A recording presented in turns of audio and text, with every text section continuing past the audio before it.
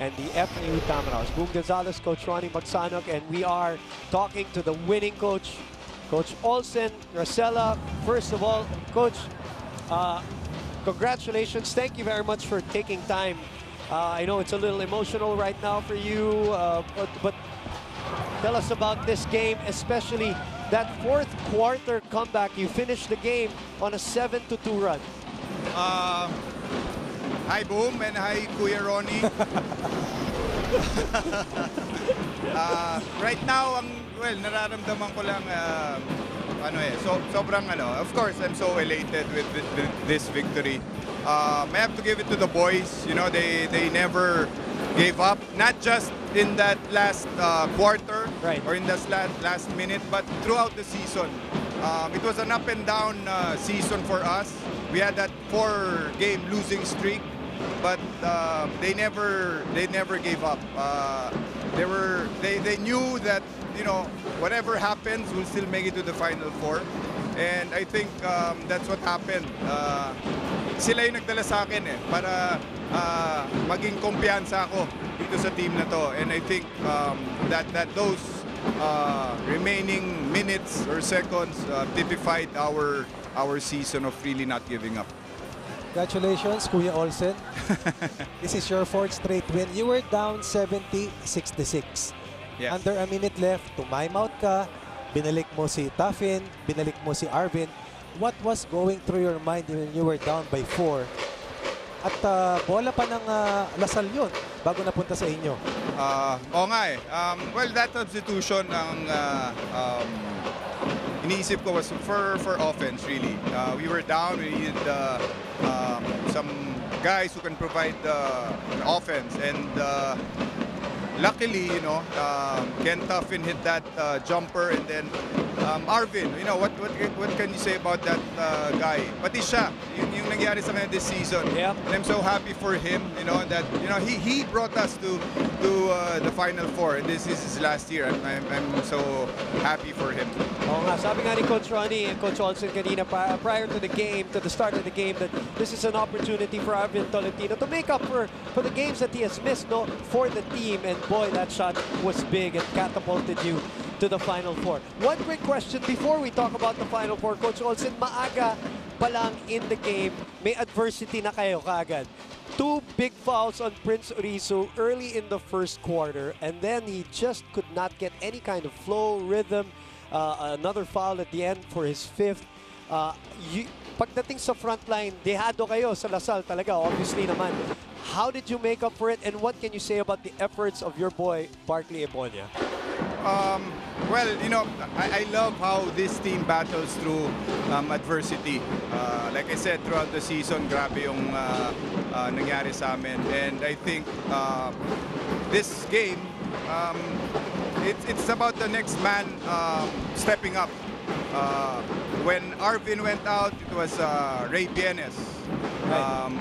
When Prince went out, it was Barkley Ebonia. And you know, in talk about Barkley, you know, hindi mo matatawaran yung effort nitong bata na to, itong puso nitong bata na to. The way he goes for those rebounds, he gave us a lot of possessions, and that's why we were in the game.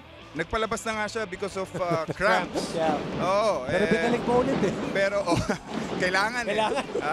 Nag-fall out na si Prince eh. But again, I have to give it to the boys, you know, batting to adversity, and I'm so happy for them that, you know, we made it to the Final Four this way. Ang problema lang nga, ang regalo namin is Ateneo. So we'll see what we can do. All right, quick turnaround, Coach Ronnie. Tama yan. This will be the 3rd straight playdate that you will be playing come Sunday. At Coach Olsen, papagurin pa kita kasi alam ko malakas ka eh. So looking at a possible matchup with Ateneo on Sunday, a team that you have already beaten once this season, what lies ahead for the FAU Tamaraws? Of course, well, we'll take it one game at a time. We have the twice to beat disadvantage. So this is our 5th straight do-or-die game, right, on Sunday. So it's going to be tough against Ateneo, but we've proven that, you know, that we can beat them in the first round. But grabe yung adjustments in the second round, and we'll just see what happens in the final four. Parang rematch ito nung last year. Parang, gano'n na nga. Coach Olsen, di ba? You were a few seconds away from being in the finals, and then Isaac go with his dagger shot. So it's redemption time, not just for Arvin, but perhaps for you as well. Parang last year nga, Kuya Ronnie, pero ang problema, may Kwame sila. Last year wala si Kwame. Grabe, very dominating itong import nila eh. But again, we'll see what happens. We'll prepare hard. We'll prepare these boys hard, and we'll give it our best. Yeah, and kaya Congratulations, Coach Olsen. Congratulations. Thank you guys. I know you have to spend time with the press. Salamat sa iyong oras dito, Coach, and good luck. Get some rest. And I hope the team will be re-energized and refreshed for Sunday's matchup for the Final Four. And of course, we have to tip our hats off also to LaSalle, who gave Coach Olsen all he could handle today till the last second, Coach. They controlled the first 9 minutes and 15 seconds of the fourth. But you cannot stop defending, you cannot stop playing. And in the end, it boiled down to the necessary defensive plays in the end that didn't materialize. Of course, sayang yung huling winning shot sana ni Santi Santillan for the De La Salle Green Archers. Or tying shot. Oo nga pala, pantabla. Pantabla. Ito yung ating Final Four picture. At ito po ang ating kumpleto na. Kumbaga, sabi nga natin yung sasakyan papuntang Final Four. Lalakad na. And of course, the best of 3 finals will follow after that. Now again, as I said earlier, Saturday will begin Final Four festivities for Season 81 of the UAAP. Much awaited ball game also for 2 teams that have a lot of history in terms of their absence. It's, you're talking about 1986. Itong katabi ko, part of that 1986 team. Adamson goes back to 1977 in terms of their last finals, also their last championship. So these 2 teams have a lot of hunger, have a lot of history behind them, and a lot of people cannot wait to get to the Mall of Asia Arena for that matchup between number 2 and number 3 Adamson, with, of course, the twice-to-beat advantage on that one. And then, ang ating women's basketball step-ladder semifinals will begin between UST and Adamson. That's, again, 11 a.m. at the Mall of Asia Arena if you want to watch live. And then, this will be at the Araneta on Sunday. Coliseum. Sorry, on Sunday. Let me correct myself. 11 a.m. if you want to watch live. 1:30 on TV, followed by the matchup between Coach Olsen Rosella, Coach Dap Baldwin. That's Sunday here in Araneta at 3:30 p.m. Rematch of last year's semifinal pairing. Kaya lang ang LaSalle will not be in the Final Four this year. Instead, UP will take their place, and UP will play in the Final Four for the first time since 1997. That's right. So, FEU will go to its 6th straight Final Four appearance. I want you to put a bow on this game, Coach Ronnie. Do the honors. It was a do-or-die game. It was a do-or-die match. Sink or swim. FEU survives. The LSU says goodbye. Nakakalungkot na yung isa kailangan magpahinga. But life goes on, and we will have a Final Four come Saturday, and the other pairing come Sunday. A 7-2 run is what did it for FEU in the end to take this win over the De La Salle University Green Archers, and they will go and meet the number 1 team, Ateneo. Coach Ronnie, Sidney Crespo will join us for live stream. Ayana Perlas, thank you and congratulations. I'm Boom Gonzalez. We'll see you live stream coverage of our postgame.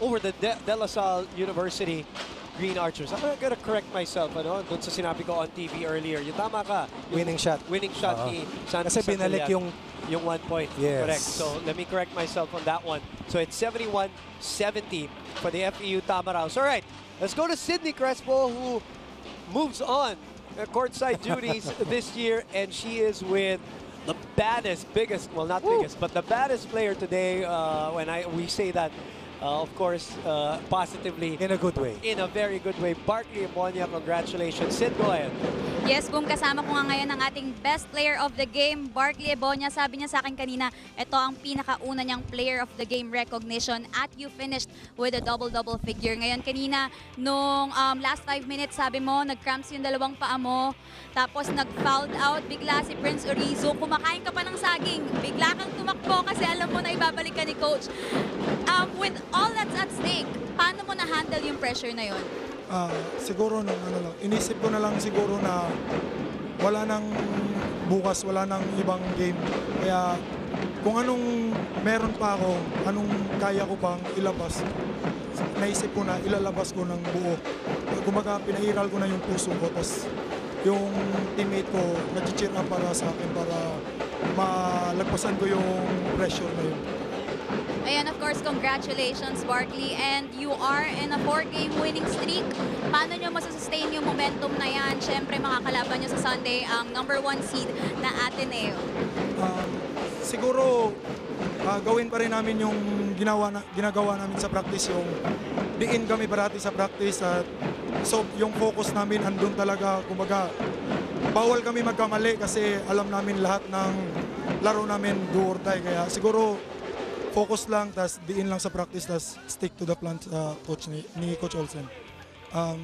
Binabati ko pala yung mga parents ko na nasa Cebu at saka mga tita ko sa Butuan, sa Mindanao, Marco, Julia, saka hi pala kay Sabrina. Yan. Boom and Ronnie, do you have any questions para kay Barkley? Barkley, si Coach Ron ito. Barkley, Si Coach, may Samuel, may Santillan, may Baltazar, meron pang Manuel. Ano yun nasa isip mo? Paano mo kinukuhanan ng rebounds yung mga higante ng Lasal? Paano mo pinuposisyonan? Paano mo binabarag yung frontline rotation ng Green Archers? Hindi, nung nakarang training kasi namin, pre-practice namin kung paano namin makuha yung positioning sa box out kasi alam namin yung game plan ng coach na magti-3 big sila. Tas kami, kumbaga, lugi kami sa height pag nag-3 big sila. Kaya yun, pre-practice lang namin yung pag nag-ball screen roll, dapat nasa tamang position kami. Tapos swerte lang yung bola lumalapit sa akin. Kumbaga yung mga bounce ng bola lumalapit sa akin. Hindi swerte yun. Grabe yung trabaho. Ang bola lumalapit dun sa nagtatrabaho. Ganun talaga yun. Remember that name. Yes. Barkley Ebonia. Congratulations. Pahinga ka na, Barkley. Thank you po. Congratulations dahil may laro pa kayo sa linggo. Yes, you wanted to say something? Last lang, yung mga tropa ko pala sa Cebu, sa mga teammate ko ng high school, mga CITU brothers ko. Thank you po. All right, thank you. Congratulations to you. Congratulations, Sid. And congratulations to FEU Tamaraos and the community for this huge 71-70 win over the De La Salle University. All right, let's look at some numbers, Coach Ronnie. We've talked about how they did it. Let's break it down in terms of numericals here. Look at the numbers, and I think the main focus of attention is the rebounding and the three-point shooting. The free throws that were imposed by LaSalle and FEU were negated by the three-point shooting of FEU, especially the final one that was hit by Arvin Tolentino to win the game for the FEU Tamaraos. Napakabigat ng possession count because of Barkley Ebonia's double effort underneath. 27 offensive rebounds, unheard of. That jumps out of your screens because hindi ako nakakakita ng ganyang klaseng advantage, especially with a team that is on the losing end in terms of frontline. Dahil sandali lang naglaro si Orisu, 3 big ng mahabang panahon yung De La Salle, but it's all about effort. At sabi nga ni Barkley, staying true to the game plan and then following orders, offensive rebounding, second chance scoring. A lot of things that happened in this 40-minute game, but it boiled down to that final attempt by Arvin Tolentino and of course the great passing ways of Jasper Parker to enable itong team ng FEU to steal this game away from LaSalle. Look, Coach Ronnie, we hear it all the time. It's a cliche, but it really rings true for a lot of situations. Who wants it more? Those numbers and the effort of Barkley and some of the other players is an illustration and a personification really of that phrase, who wanted it more. It doesn't say anything less about the will Yes, not at all. of LaSalle. They wanted it so bad, but in the end, it was the extra tips, the extra jump, the extra Effort na talaga yun, oo. that FEU won that battle in the end to finish with a 7-2 run as you look at our leaderboard for both points, rebounds, and assists. All right, and for those of you guys who missed out on this exciting game, well, right now we're watching on live stream, well, me and Coach Ronnie will leave you with the highlights of this exciting knockout do-or-die game between LaSalle and FEU.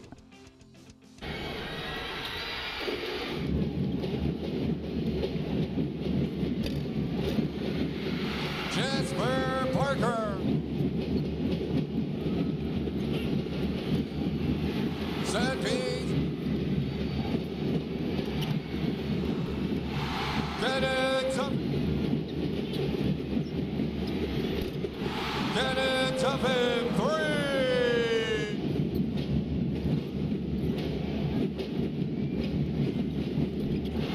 Arvin Tolentino, 3.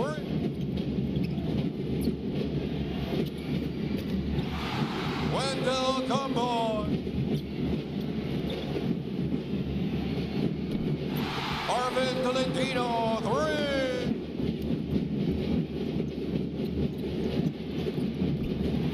Mark Time.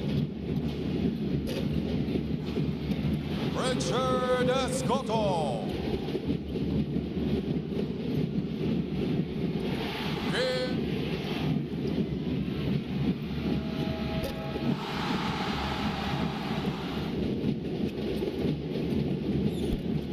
Justin Baltazar. Sandy Santillan. Derek Tuffin. And Greg Caracot. Richard Escoto. Arvin Tolentino.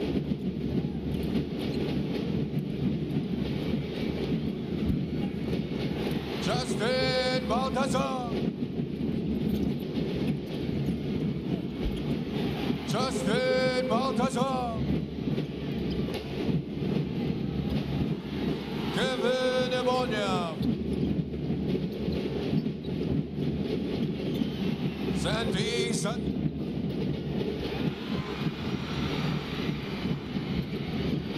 Arvin Tolentino. Kevin Ebonia.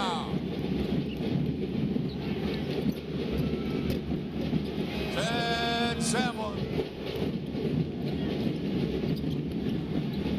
Aljune Melesho.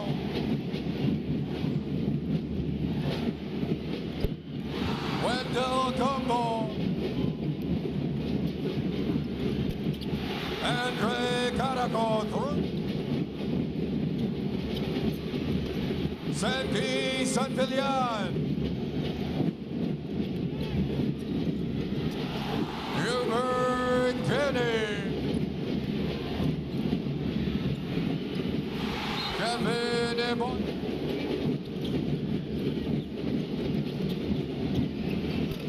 Aljune Melesho.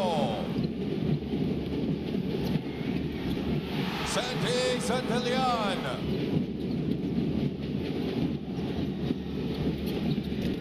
Aljune Melesho.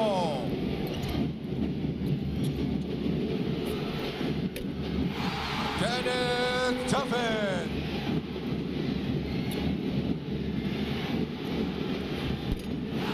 Arvin Tolentino, 3.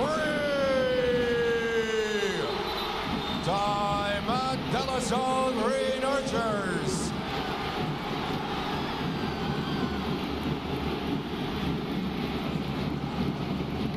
Green Archers 70, the FEU Tamanao 71.